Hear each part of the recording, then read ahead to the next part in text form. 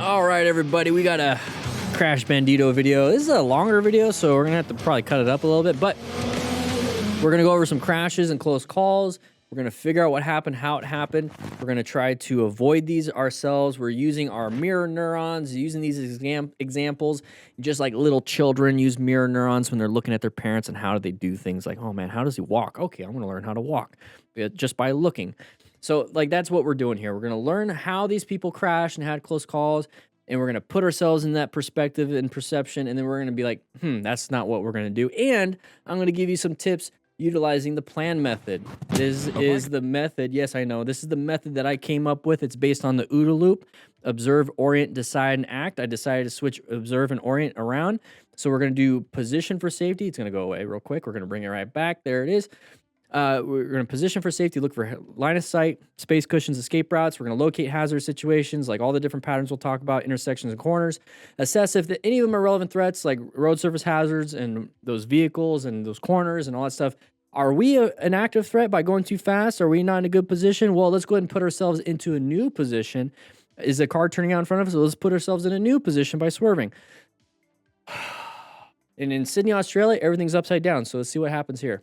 From Sydney, Australia, was out riding his brand new bike, fresh from the dealer. He was leaning confidently. Oh, she's on the bike on the back, and that's sketchy. Into curves that seemed totally manageable. Totally manageable until it's not. Okay, low side. The rider leaned in a bit too far and ended up low siding. What do you think, Crash? Crash Bandito? You think a little too far? A little too far? The rider was fine and walked away without What do you injuries. think? To avoid this, let's find out. Use smooth inputs and shift your body to keep the bike more upright through turns. Very nice. Very nice, Crash Bandito. I agree with that. I agree with that sentiment. So he said... Rider was fine and walked away without injuries. To avoid this, manage your speed. Manage your speed. So yes, we're going a little too fast in the corner for our skill set. Okay, fine. Okay, maybe we were going the appropriate speed. Maybe for our skill, maybe we have the skill for that. What we don't know is look at the road surface hazard. Maybe there was gravel. Maybe there was a road surface hazard. All these different things. So we can't control the road surface and the road surface hazards and then other vehicles, right? We can't control that. What we can control is our speed. So when he says manage your speed, that's great. Manage your speed. A lot of people think, oh, I need to manage my speed to make this turn as fast as possible. No, manage your speed and do it at the speed limit or the recommended speed, so that if there is an external factor like road surface hazards or gravel or a pothole or a car, you're able to maneuver yourself out of those problem areas. We're not trying to manage our speed so we can go as fast as possible within our skill set. We're trying to be sub-maximal. We're not trying to max rep bench press every single time we work out. We're trying to just build muscle slowly with a progressive overload to the point where we hit a certain area and we're still within 80% of our max. Okay. I don't know if you guys understand weightlifting, but that's part of it. Use smooth inputs. So not swerving hard, not braking hard, not accelerating hard, not leaning hard real quick. Quick inputs can cause problems. It can jostle and move the bike in ways that you don't want it to. So smooth inputs, agree. Yes. And shift your body to keep the bike more upright through turns. Yes. So if you're going to be going at a high rate of speed, you do have to counter it with body positioning, because when you keep the bike more upright, you have more traction. If you're constantly leaning with you and the bike, super low, low, low, low, low, low, low, low, on the bottom of the tire, you're starting to go low, low, low to the very edge of where that tire has traction. And once you get to that edge where the tire has traction, it goes away. So when you go with body positioning and the bike's more upright, okay, I'm all doing it opposite. Body positioning with the bike more upright, the bike will have more traction, but you'll be able to make those turns. That's more of an advanced thing. You shouldn't have to give it a ton of body positioning if you're doing the appropriate speed. You can basically ride vertically, straight up, and you just kind of do a little bit of turn, not boom, a lot of turn. Okay. A rider from Bahia, Brazil, down on rural roads at high speed. 179 kilometers per hour. 180 kilometers an hour is 112 miles per hour. Thank you so much, David, for all of this. I could just say and convert things real quick. When he suddenly locked onto something ahead. Okay, so target fixated and maybe on the wrong things. Let's take a look. Okay, we're turning. Oh, we're jostling a little bit. We hit a bump a little bit. Now we're looking at the edge and we crash into the grass. Ooh. Luckily, he walked away without a scratch. But this is exactly what happens when speed meets distraction. At high speeds, your margin for error shrinks fast. Yep. To stay safe, ride within your limits, scan the road ahead, and most importantly, slow down. Hey, man, I love it when Crash Bandito is actually giving some really helpful advice. I'm just going to expand on a little bit of it. So he's going over here. Let's go back a little bit more. He hits a bump right there. You see that? Look at that. Hits a bump. So at a lower speed, the bump's not going to be a big deal. When you're doing the appropriate speed, not going to be a big deal. When you're going at high speed, it's going to mess you up a little bit more. And so if it messes you up a little bit more, now you have less room because you're traveling faster. This room disappears quicker. Okay, if you're going at appropriate speed, you're going to have plenty of time to respond to the situation. At high speed, you have less time to respond to the situation. And so if you have less time, you also have less total stopping distance or less perception reaction distance. So you don't have enough swerve distance anymore. You don't have enough braking distance anymore. You don't have enough room anymore.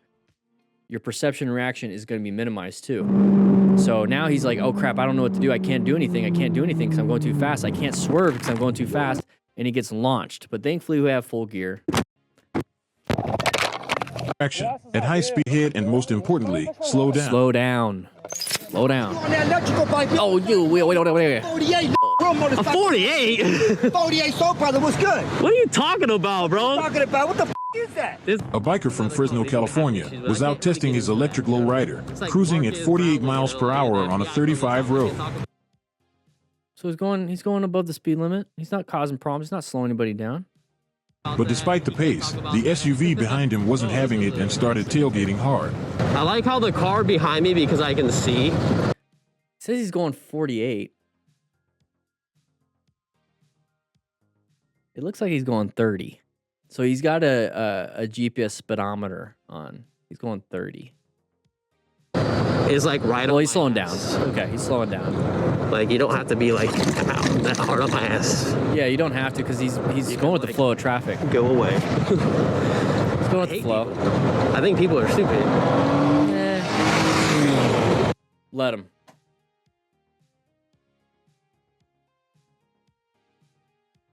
Just let him. Done. Gone. Bye. Not a big deal. Idiot. He was coming up on me so damn fast that like not a big deal. Hit me. Oh. Now it's awkward. Now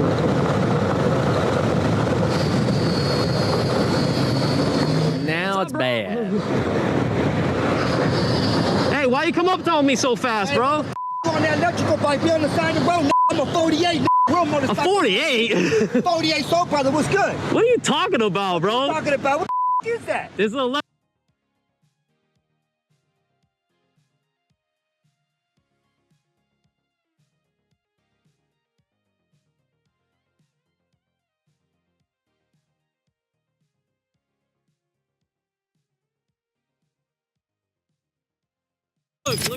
In West Texas near the border, a biker was riding the trails when he ran into something that'll definitely spike your heart rate. Beautiful area.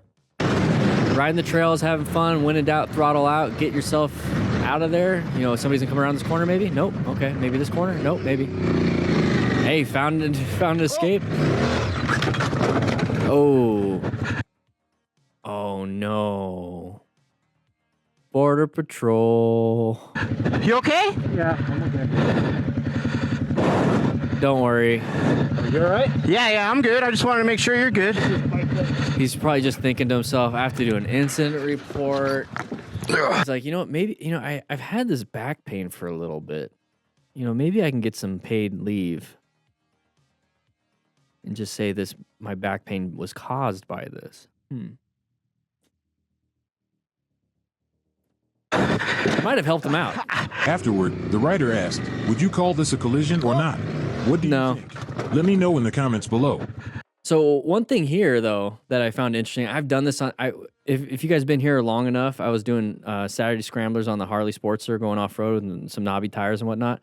I can recognize this. I've done some off-roading. So he was trying to go right. He was trying to go where these trail parts are, but he lost traction. He's like, oh, okay, cool. Here, I can go left because there's an open spot versus a bush. I've crashed in a few bushes before. So he went for the escape. He went for what he could do. He was going to crash if he kept trying to turn right. So watch right here. Right there. So he was trying to go right. You see how he's looking right? He's like, oh, I'm not going to be able to go right. I'll just go left then. And that's kind of the problem, like what happened here. That it just sucks. Two or three things happening. Oh, You know. you okay? Right? Yeah. Would you call this? In Palomar, California, we've got Palomar. another clear case of target fixation. Palomar. The writer later explained that he was trying to get close-up footage Yeah, target fixated. That's kind of what the deal is. Interesting. That's a ChatGPT. of his friend and ended up focusing too much on the bike ahead, which caused him to lose his line. Crash warning. Oh. Yeah, a little target fixation, going a little too fast. Thankfully, he kept it upright, so he's looking through the turn. Still look through the turn. Sat up. Uh-oh. Sees the car coming. Instant panic. And so what happens with panic? Okay, let's go over a little bit of psychology. Yes, we are going to do that. A little bit of psychology. When you get into a panic, okay, a panic it's not necessarily a trauma response. Trauma response is it knocks you into a fight or flight, but when it comes into like I'm in danger, that's when you start to panic. And you go into fight, flight, freeze, or fawn. Those are the four things that you can do in a panic. Some people fight, some people flee, some people freeze, they just kind of freeze up, and some people fawn. And what fawning is like basically begging and like trying to do something to prevent the thing to happen, okay? A lot of kids do that when they have angry parents, right? So what's happening here is that, boom, panic. Here's the instant panic. Here's the situation, panic, right? What did he do? Froze. Just straight up froze. We froze, and now we're going to go straight, okay? Instead of, oh, I'm going to fight to get myself back. I'm going to snap out of this panic, and what is my training going to do? And so that's what training does. So when we talk about firefighters, EMS, police officers, military, every one of those people get into this. They get into a panic. Every single one. I don't care who you are. You're going to have a panic. When there's a firefight, a dangerous situation, a fire, even if you see someone on the ground after a car accident or even just a medical problem where they're unconscious and dying, you're going to go into a panic. It's like, this is an emergency situation. But with training, it kicks in. It overrides that panic. It's still there. Your heart rate still goes up. The adrenaline goes up, but you fall back into that training. And so with EMS, it's like, oh crap, there's somebody on the ground dying and having a heart attack. Oh crap. Training. What do I do? What's my first steps? What's my assessment? What's the skill set I'm supposed to be doing? Boom, boom, you start doing it. Same thing with traffic stops, same thing with firefights, same thing with all these things. Training is what overrides it. Now, more and more training, the panic could be a split second. It could be a full second. It can be 5 seconds. It can be like, I just need to do a quick breath. You get over it. When you are untrained, you stay in the panic. You completely stay in it. And nothing's going to pull you out until your body relaxes. So this is why it's so important and why I want you guys to train and watch these videos and to learn from these videos and constantly just, this is important because riding a motorcycle is inherently dangerous and you're going to get into a lot of panics. So let's minimize how long we stay in that panic so we can get back into our training. And that's why I did develop the Smart Rider drills, is so at minimum your training is knowing how to maneuver your motorcycle in different scenarios, in different situations. There's 24 different drills ranging from, if you're a brand new person, here's how you set it up. Brand new person, easy drills, very beginner, easy. Now we're back into a little bit easier, but a little bit harder, a little bit harder, a little bit harder, a little bit harder, a little bit harder, all the way to some craziness. Because I want you to have that progression of training so that we can get out of this panic. And this is going to help you with turning the motorcycle, accelerating, braking, turning, looking, not target fixating on one cone because you're looking for the next one. And that's why I really want you guys to get expert training. If you're going to be riding like this, what kind of training can you get? On the track. So when stuff like this happens, you know to stay in your lane versus, uh-oh, I see a car. Uh-oh, I freeze. Uh-oh, I'm going towards where I shouldn't be going. Okay? The book does come with cones if you get the cone kit. So you only need 10 cones or 5 tennis balls cut in half. You also get a digital version of it. So let's bring that up right here. You get a digital version. So if you get the physical version, it comes with a digital version on your phone. You can get the digital version by itself, and there's a discount right now. Go Practice 20 for 20% off of all this. So here's the digital version. Once it starts to load, please come on, load. I don't want to have to edit all this stuff out. There's a digital version.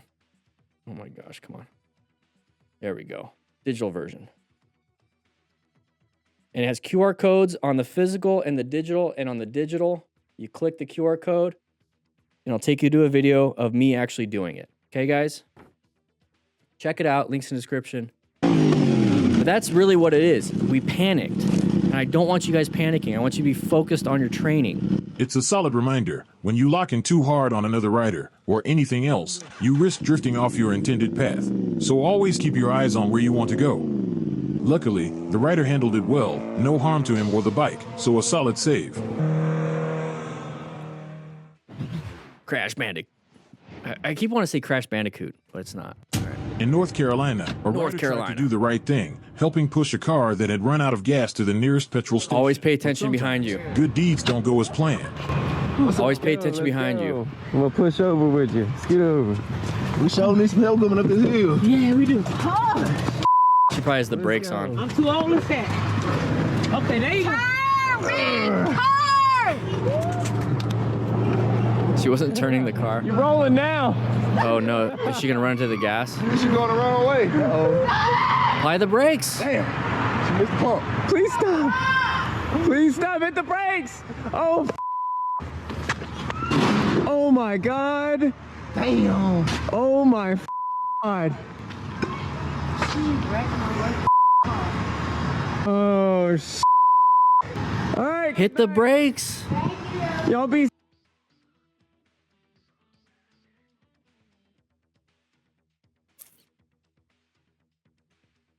We're gonna go to the Philippines real quick.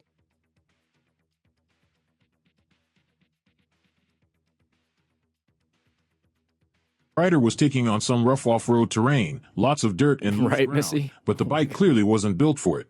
Oh my God. All right. Having some fun with our DJI Osmo Action 5. Nice little watermark. Just chilling, cruising. Hopefully we don't hit some gravel. It's dirt, get it. Oh, here it is. Oh, baby. Oh. Is she okay?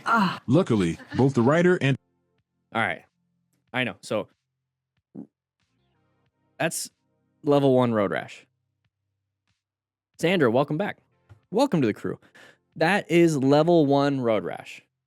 See how just a small little dip, small little fall on gravel? We've all had that, right? Playing as kids. We're all like, sliding into first. You're not supposed to, but sliding to second, how about that? Sliding to home base, all that stuff. Playing soccer, skid a knee, whatever. We've had that. That's level 1 road rash. Level 1 dirt road rash, right? But look where it's at. Okay? Right here, near the elbow, we have abrasion resistance on motorcycle gear. Right there. We have impact protection on their elbows with motorcycle gear. I get it. We're probably renting the vehicle. They're not going to rent out full gear. So this is why we have to be extra careful when we're riding. If we're doing a rental and we don't have full gear. I just want to show you guys that's level 1. Level 2, we're starting to rip some of the dermis off. Level 3, we're starting to see some fleshy bits like muscle and tendon. Level 4 is when you start seeing bone. That's not good. They don't really talk about level 4 very much. Level 4 burns is when the bone starts to char. Not good. his passenger were fine, thanks to the slow pace. But if you ride rural roads often, it's a smart move to use Imagine going tires faster. or even switch to an off-road bike. It really makes a difference in control and safety. Imagine going faster. In Muskegon a lot County, worse. Michigan, a dirt biker was riding through some pretty eerie Michigan. woods. But in the woods, it's not the wildlife you need to worry about. Bears. It's other human beings. it's kind of like that question. Women, what would you prefer, to be alone with a bear or alone with a man? It's like, well, we're in the woods, so it's like, what, are we supposed to be worried about, people or bears? I'd be worried about bears. All right, here we go. Going a little off-road. It's basically a single road, so we don't know if anybody's coming around. Whoa. What? You ran into a truck at all? Nope. Explorer? Nope. If you do, can you, like, I don't know, possibly turn around and try to find me? I'm going to be taking this trip. Okay. I appreciate it. I really do. Like, I've been looking for 2 days. Okay.